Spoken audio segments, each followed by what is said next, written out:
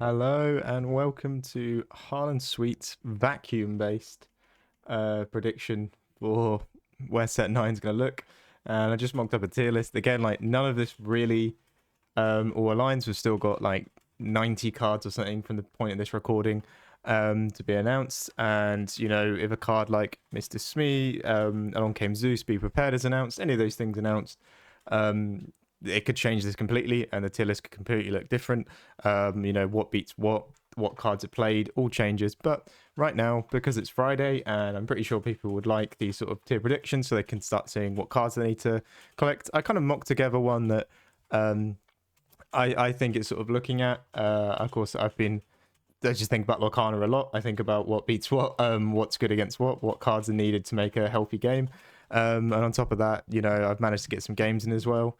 I'd really like to push Kiwi or just Sapphire Steel in general to be very playable this set. Looks like they pushed very heavily on the allies and aliens and things like that sort of deck, but I'm not sure if that's going to be good enough. And to be honest with you, in general, it feels like they've pushed quite heavily on the theme-based decks, which is great. A lot of card games do that. That's an awesome thing. You've got Racers in Ruby Amber.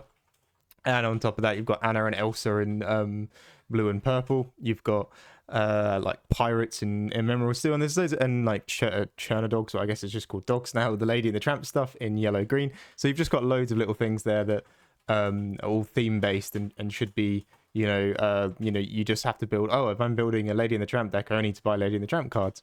But I feel like none of them have still been stronger than like just a meta Blurple list or a meta Emerald Amethyst list. So it's all going to be interesting. And say on top of that, we've seen some of the power line stuff. It looks like Ruby is getting a lot of singer ability, and you know the whole thing with Powerline is I can't remember the movie that well, but he's like a singer and he can do all of these different songs. He's got two unique songs from the movie that are already in there. There's the Eye to Eye one that could be quite interesting with his ability to sing large songs. But I feel like even if you got to a point there, you wouldn't do a full Powerline deck. You'd probably do some of the Lion King cards in there, and like you just put Strength for the Raging Fire probably in there if it was a steel deck. So it's going to be interesting. I'm so excited to see. I feel like they might have saved some for the last. Maybe if they gave us all the big hitters at the start, reveal season wouldn't be that important. And I think today, the last reveal I said, from the point of recording, the last reveal I've seen is Sergeant Tibbs. So it looks like they probably want to keep the better stuff at the end. I'm hoping as well. But I did also see Lawrence very soon, and Lawrence is an interesting one in a non-Rapunzel world. How valuable that card is. But healing's still a thing. Julietta's still there. Penny's still there. So all those cards are quite cool.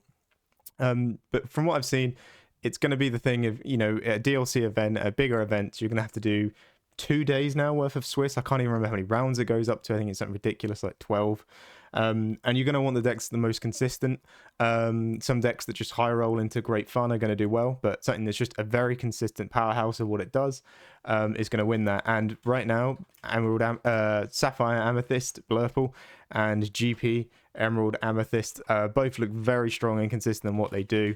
In my opinion, the three colors right now that have looked the most prominent from what I've seen is Sapphire Amethyst, Emerald Amethyst, and Emerald Sapphire. These three colors you can sort of put into any different combination of out of the three colors, you can build any of those three decks, you know, Blurple, GP, green, blue. And you'll end up getting a very top tier meta deck because the card pool of those cards are very good. Just what they can achieve is so good. Amethyst card draw is just amazing as well, which I think in this point means that if you pair Amethyst with any other color, it's still just outperforming quite a lot of the decks. But of course here I haven't put green blue above amber steel. I've still put it a step below, and I've also not put it on the same level as Sapphire Amethyst and Emerald Amethyst. So yeah, the reason why I put the top two up there is because, of course, as most people noted, like if you look at Twitter, you look at everywhere, Blurple doesn't really lose much. It loses Foxes that it wasn't really debating on playing anyway. There was a lot of people I saw that would lose it dropping Foxes in their set 8 Blurple list, so that's fine. It loses the Bell Turn 1 Sing Friends stuff, but if you actually look at the other card draw in other decks, it's so minuscule now, and it feels like you don't need to be doing that to keep up with anyone because you just draw so much. No one else has a Porpsicle right now as it stands, so it doesn't matter too much if you lose things like that. You still can play things like Four Finders Keepers, and because you're ramping, you can afford to play it and then do other things, or maybe you can get so far ahead that you can take a turn off to play Finders Keepers and refill that entire hand. And yeah, losing the Bell, like the turn 1 pressure can just be replaced with some of the 1-drops like Royal Guard. I'm pretty sure most people have looked at that, or looked at other sort of 1-drops. 1-drops. I've seen people use Palace Guard as well, which is a 1/4 illusion. So there's just loads of interesting things you can just put in instead to replace that anyway. And Tamatoa doesn't really need to be in there if there's no popsicles, but that's okay because that was just sort of a body on the board pressure card, as well as it drew you some more cards, and you're still going to be the one that has the most like card draw. So if you'd have to go to any resource war of any deck for any reason, you're still probably going to beat them anyway, you know, if you're just going back and forth. But it feels like no deck can really keep up with the resource of a Blurple. And then yeah, on top of that, it's just consistent. When you're on the play and you ramp on 2 and you play a Genie down early, or an Iago or an Elsa, you know, that next turn, you just feel so ahead. Like you just feel like you've won the game already. You know, playing Genie into an Elsa into like Bell move damage is just backbreaking, because you know that you can't, as long as you if you're on the receiving end of that, if you're able to stabilize and remove those things, it's likely they're just going to out resource you, because they're going to play Finders Keepers and then continue playing cards, and then they can Hades anything, and most of those cards I mentioned in there, Genie, Bell, all those things are 2-questers. So it just feels the deck is going to be very prominent, especially in the first season of the DLCs. So in Bologna, and I think it's Milwaukee is the American one, it's going to be very just impactful there. And the things that used to punish it quite a lot was, of course, Steel Song, which looks very, very weak right now. The only thing that could maybe happen is this power line deck has some sort of ability, because now it has the powerful singers, but it doesn't really have the ability to swarm the board the way that Amber does. Amber seems to have all the cards that help you swarm a board, with like Lady and Daisy and Penny and Piglet, and just cheap things that quest for a lot of lore. So it might feel like the power line deck could lock out Blurple, but then it couldn't push for the win. So Blurple will just win on the fact that it's a resource machine again. So yeah, something like Steel Song's gone. I think Peter Pan Shadowfinder was also another thing that was putting Blurple a bit down on the steps, because you were playing your ramp game, but they were playing at an advantage because most of their stuff had rush. So the Argo came in, it dried, then it did something, which could remove a Genie or trade up with anything, and then later on in the game you're throwing sharks at them and just winning on that, on the sheer power of being a Ruby deck. But of course, Peter Pan Shadowfinder has been announced right now, and even if it does, it looks like it's lacking a lot of things. Like that deck did really require friends, I think, and there's no Be Prepared, so boards are having to build quite, you know, vastly, and there's no real way to reset the board. You know, the board just, if you just win the board control, it you just win the game sometimes. So yeah, it just feels like Blurple's things that made it, and all the discard as well, the things that had Ward. Prince John is not around anymore. You know, a big fear of it was it couldn't really deal with Ward stuff. I mean, Blurple Bucky days was hilarious. I mean, I didn't really play the deck back then, but yeah, it was just like there was no way you're getting rid of Bucky, and there was no Finders Keepers either. So yeah, it's just very interesting. Like all of its threats are sort of gone. It feels it's a deck that feels good on the draw as well, which is just quite big for Lorcana. So yeah, I just think all the things just make it such a superior list right now, but I'm pretty sure that's nothing new to anyone. I'm pretty sure everyone knew the power level that Blurple was at. And then the other one is Emerald and Amethyst. I think it gets, because of access to all the Emerald cards, it doesn't get to ramp, it doesn't get to play at this ink advantage, but it's surprising it's one of the decks left that has the ability to swarm very early on, because they got to keep Merfolk and they've got Pegasus, and they can still take, you could still use a Royal Guard, or you could use some other, you could use the Diablo 1-drops, and you know, use some other challenges stuff like Yelena if you wanted to, or just to put board pressure on the board is fine as well. They're able to swarm so early, they play this huge tempo game, then they can lean back on the Amethyst card draw, they get Pull the Lever, they get Genie, they could play Finders Keepers if they really wanted to. So they can sort of do a very good tempo style of maybe aggressively attacking at the start, opponent stabilizing. And then they could use things like Wrong Lever and Elsa and Lewis as well. Lewis looks huge in this set. You know, just to sort of tempo them out and then get over the finish line with some of the more burn-based stuff. I mean, not gonna you've still got even if you lose Goat, you've still got loads of burn in Amethyst as well. Or you could just keep applying pressure with 1-drops and just, you know, take apply pressure, your opponent has to stabilize, you take a turn off to draw, then you apply the pressure again and keep going wide. And that is something that Blurple does struggle against, is when things go wide. You know, plays it. If it's lucky, it plays a 1-drop, then it has to ramp on 2. Sometimes you get lucky with Sail and you play another 1-drop, but very unlikely. And then by the later stage of the game, if it's stabilized, it can win the game because it's just playing at such an advantage. But if you can get out of the gates firing, it feels like it can be kind of rough. It's a deck that a lot of people are hyping quite a bit. Yes, they lose the Ablo, but they've still got things like the 2-cost Ursula's been announced, so any songs in any other deck can be ripped from your hand. Into any of the steel decks, into any of the Ruby decks, and End of the Sea looks like it's going to be a big board clearer, so maybe a lot of the green blue will be running that. So yeah, it looks like it feels just a little bit power below it, because in my opinion the Sapphire decks in Lorcana, when Sapphire is done effectively, which last set it had 2 that were doing very good things with Sapphire, it's just too much to win against. You can maybe win on the play just by aggroing them out, but on the draw, being a turn behind, and they get to ramp and play at an ink advantage, and playing things like genies early, playing answers early, like getting to that Elsa earlier is just so big that it feels like, in my opinion, if you pit them against each other and did 100 games, I think Blurple would come out on top, with green purple still taking quite a few of those games just from its like sheer aggression and tempo play. And I think even at a skilled level, if you had a not very skilled Blurple player versus a very skilled green purple player, the green player should be able to come out on top. So if you got to back yourself on the deck, I think that's a pretty good one to pick, because it has a lot of depth to it, and there's just like green purple, like people will just die hard on that deck and never swap. So it's pretty good. But I think it just falls down flat. If you just paired them against each other in even state after a long enough time, the Blurple would probably come out on top. I think maybe not hugely, maybe 60-40 in favor of the Blurple, but that's kind of my view on it. Of course, the game's always changing. Like, people are still testing, people are learning new lines, learning new things. Like, the rotation's a strange one for me, because we haven't rotated into a new game, in my opinion. It's 33 new cards, and Powerline could be cool, but right now I haven't seen anything amazing about Powerline. But we're rotating into a new game where older cards are sort of viable again, and that sort of brings me on to the Amber Steel one. Because they're losing the sort of song package and Cindy, all they've already got left is Strength, which is still going to be definitely running the deck. They can't. It's strange for them to want to do things like play a Lawrence to try and get Rapunzel value. That doesn't really add up anymore. And without Rapunzel, they sort of lose out on potential card draw, threatening card draw, or whatever. So it seems like, I think Amber Steel, and because of Rhino as well, this is another big point I'm trying to make. Amber will still have this ability to just do these really aggressive lines, and it almost feels like the lines that Churner Dogs, or Dogs in Set 9 it will be called, because there's no Chernobog, is hoping to achieve, where it's just out of the gate very aggressive. It does 1-2, Lady go wide, and then hopefully docks off the top of that. And it can just go huge and just spread everything out. But beyond that point, if your opponent can stabilize and stop that, it doesn't feel like it can do much.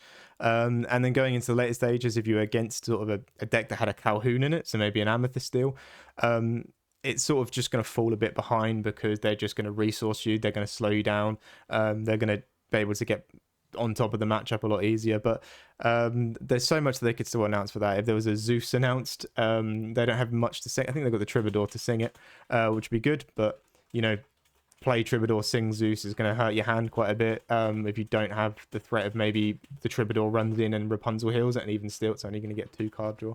So there's still loads of bits to be intrigued about that. But what I've seen as well is the cards that Amber Steel can use now is things like the legendary Tiana. That's a 1/4, and when turned sideways, your opponent has to pay 3 more to challenge into anything. So if you're wanting to challenge and remove it with an Iago, you have to run it in and pay 3 more. And to be honest with you, against Amber Steel, it's unlikely you'll have an Iago on board. So there's loads of the cards like that, because Brawl, Sisu, these things, like, they're never going to threaten you, and you don't have to think about them. So you can run this sort of uninkable legendary type card. But still, Blurple is trying to make room. Like I say, Blurple kind of didn't lose much, but it did lose enough that it needs to fill up the space. So they're running things like Into the Unknown. And I've always felt into Amber Steel, unless they're chaining huge amounts of docks, you don't really care if you give them a little bit of ramp. So you can sing that onto the Exerter Tiana and then get rid of it, and then challenge in and take everything else out on the board. But it seems like it is going to be the choice for the type of player who just wants to play that aggressive, 4-minute game type deck, and to be honest with you, that is usually me, who just likes to play the absolute aggro deck. It feels like it's going to keep that crown. Without Smee, it feels like it more leans into it, to be honest with you.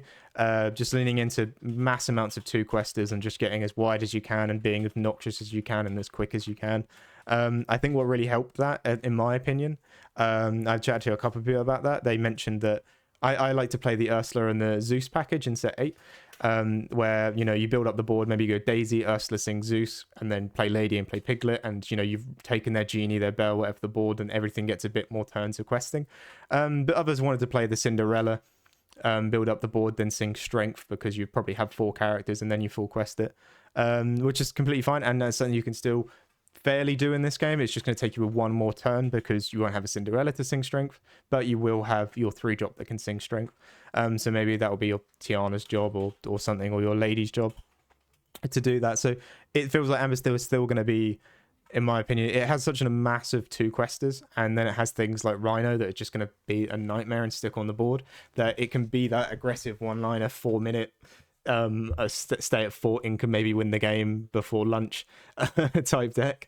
So I think that's good that the game has that. I think games always need aggro decks, because if there was no aggro decks that were threatening games to be won by turn 4 or 5, there'd be no point in decks like Blurple could maybe remove themselves from even having to include the 1-drops like Royal Guard and Palace Guard and just those sort of cards. They wouldn't need to think about them.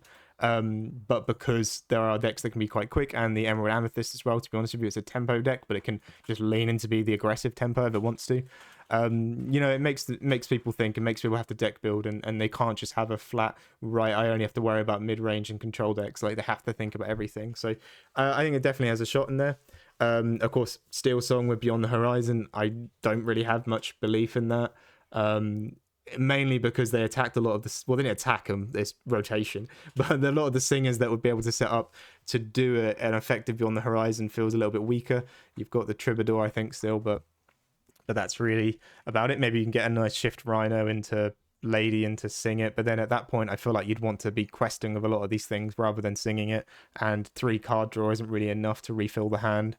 Not 3 card draw and then you won't be threatening a Rapunzel afterwards. So maybe Beyond the Horizon and then into a dock would be good, but then, you know, that's still clunky. So it feels like the way Steel Song is, that I'm pretty sure a lot of the diehards of the deck will continue playing it and trying it out, but, you know, it looks like they've lost a lot of the key components that would make it work. So yeah, I think the aggro deck style will be great. And then the next one that I really want to talk into, and then the rest kind of goes into an open field where I can have a couple opinions on them, is Sapphire Emerald. I got to see it played a little bit, and right now you've got people like Pandemonium Heart who just absolutely do amazing with it, and I think that'll really benefit them in set 9, just the performance they're having with it right now, because it is just a combination of 2 really powerful colors. You're not getting the Amethyst card draw, but you've got things like Clarabelle, and I think as well it's healthy for maybe Lorcana players or players who aren't particularly that into well, this might be their new TCG, their first TCG they're paid, is the point I'm trying to make, where right now we've been very fortunate with card draw. You know, you can have amazing turns where you sing Friends, play a Genie, and then double Popsicle or whatever, or, you know, Whole New World's giving you 7 new cards every time you play that. But in other TCGs, it's not always common to be playing a deck that has 5 to 7 cards in hand, like every turn, or you can replenish your hand up to that point. It's not always a thing. Sometimes some of the best decks, you know, they'll just sit with 3 cards in hand, and that's why I really like Amber Steel Aggro. It's like my opponent could have 8 cards in hand and I have 2, but I still feel I'm in way more of the driver's seat than they are, and the lore could still be very different. I could be at like 8 and they're at like 3, but I still feel like I'm way ahead of the game. So card draw is key, of course. Card draw is important in a card game. Like, it is sometimes who has the most cards in hand is going to win in Resource Wars, of course.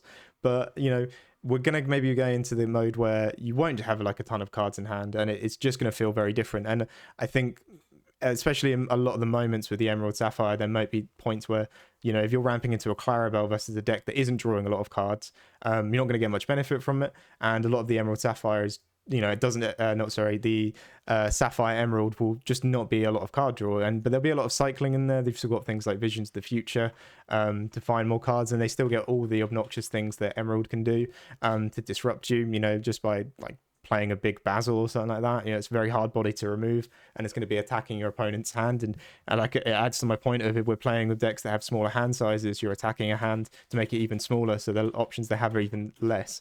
So it just seems like it's going to be quite strong. And again, I think Sapphire just in general is going to shine even way more in this set.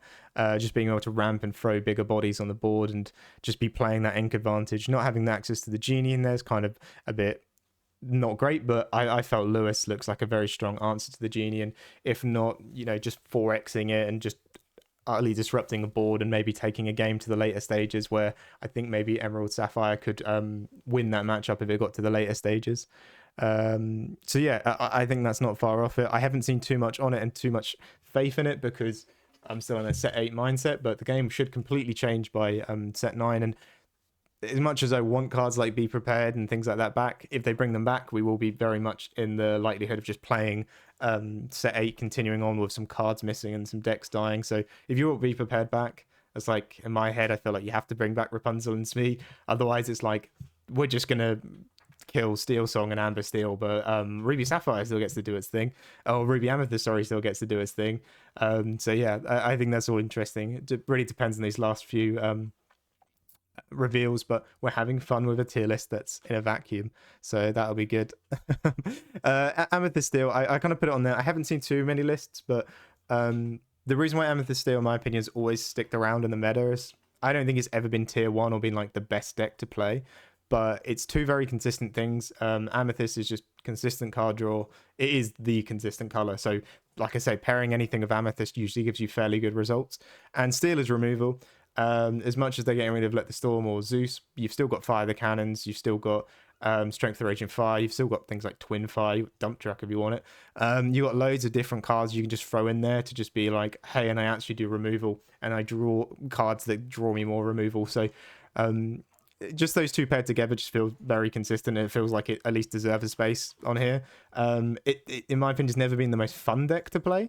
It doesn't do anything really that much fun, but it's always just very good results. It's not going to be ramping at Mega. It's not going to be creating gigantic boards of Amber Steel. It's not going to be being really disruptive like Emerald Sapphire or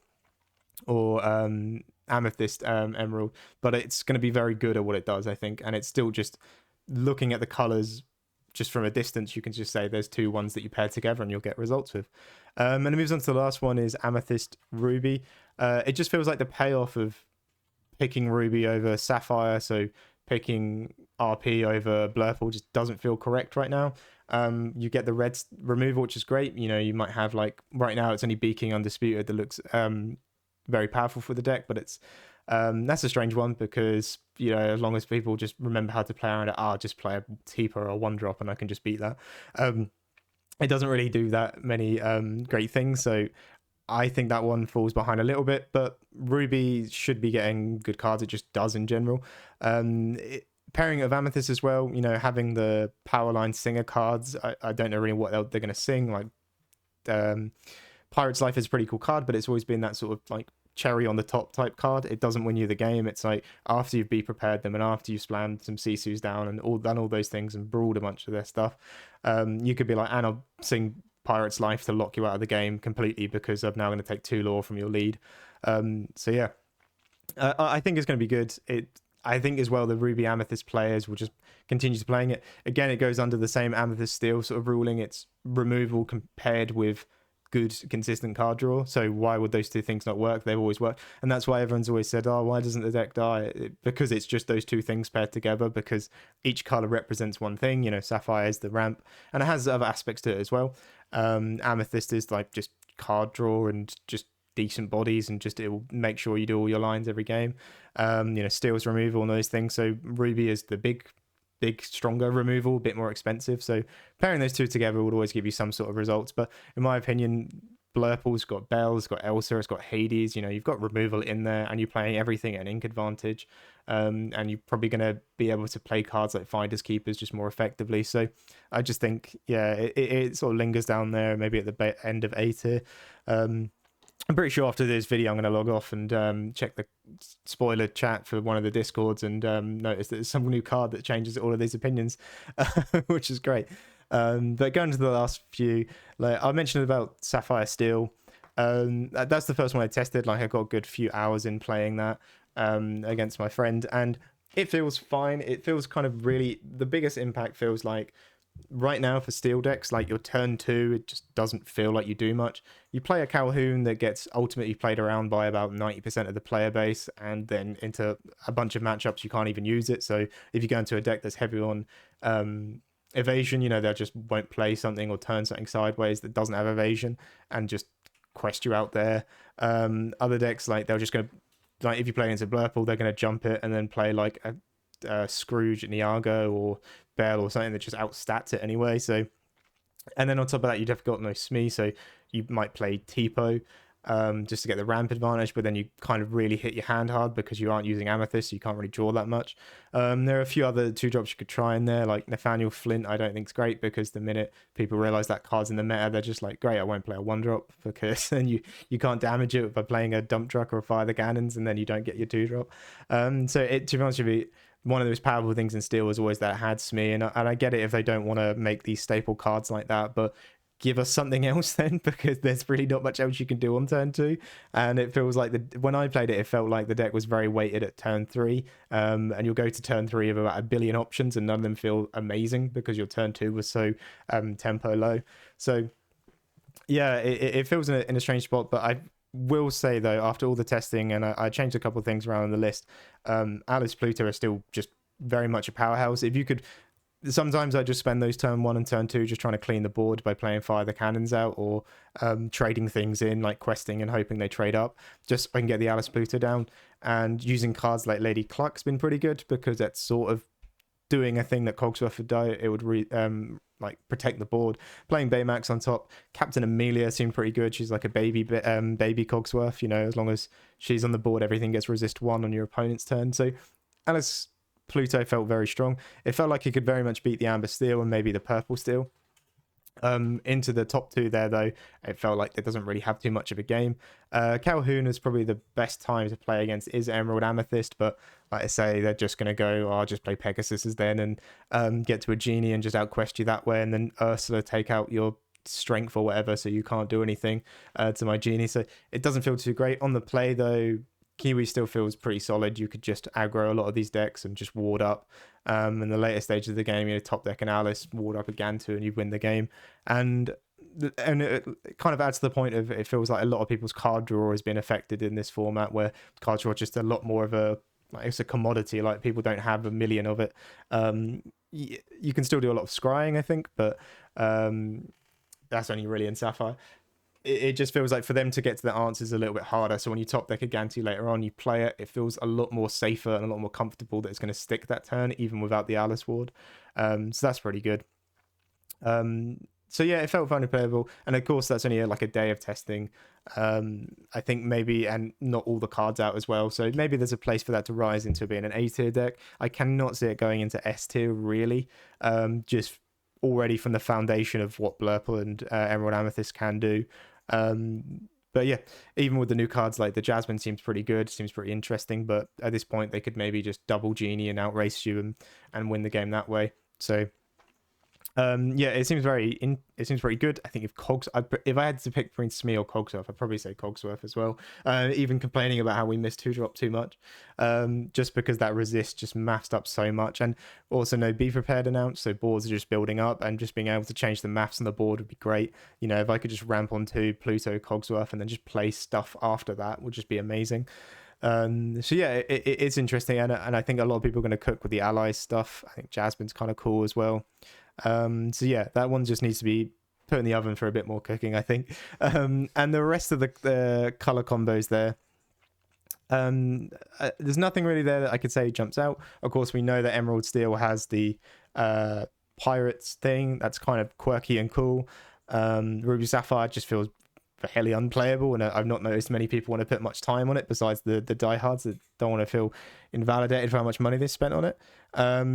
And yeah, I think maybe Chernodogs as well is worth mentioning, that it has a very good fundamental package, like the whole draw cards, discard cards, buff up. It feels weird though that buffing up the bin the way it used to with Chernobog when that was in rotation, It's like there's not many reasons to buff up the bin as much. Like you could get Lilos into there, which is kind of cool.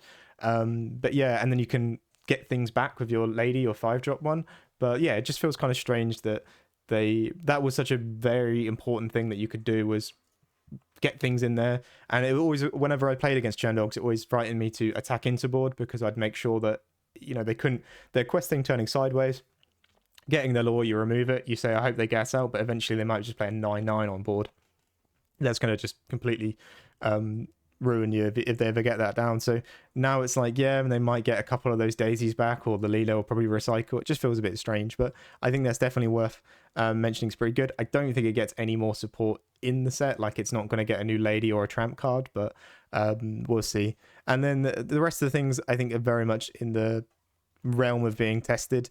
I kind of wanted to put Amber Amethyst a bit higher on the list, because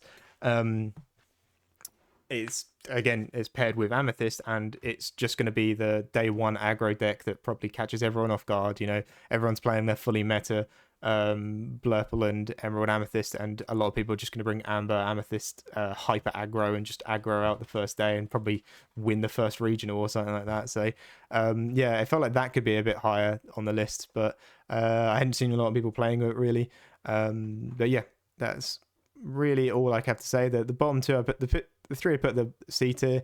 I think I'm going to probably eat my words with Ruby Steel.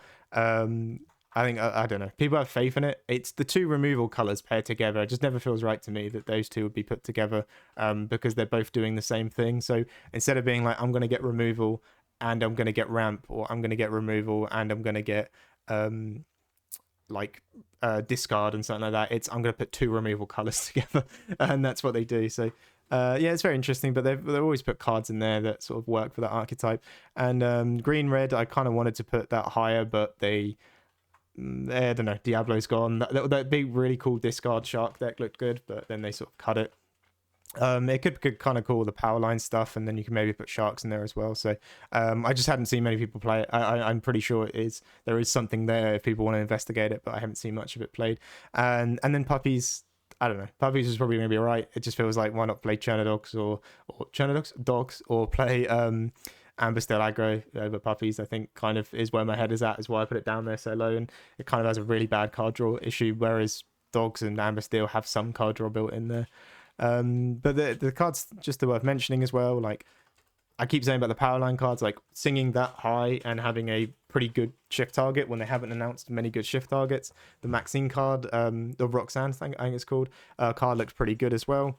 It looked like there was a good sort of combo and package going on there. Those look pretty good. And the Dumbo card, I just feel like if you've ever played Blurple, like, there's always cards I've wanted to include in Blurple. Like, I wanted Peter Pan Shadowfinder in Blurple, and I tried to play it, and I talked to JDR, and it's just, it never fits what you're trying to do. If you always think about it, it's ramp on 2, play Genie, play Bella Elsa, and then now we're playing the Annas because there's no real reason to play the Towers. Play that, play Hades, maybe play a Finders Keepers at some point. At what point do you really have a thing to establish the Dumbo and then try to get like positives from it? And like, you don't want your other evasions really to be turning sideways for anything else besides questing or maybe trading. So yeah, it just feels like it doesn't fit in there.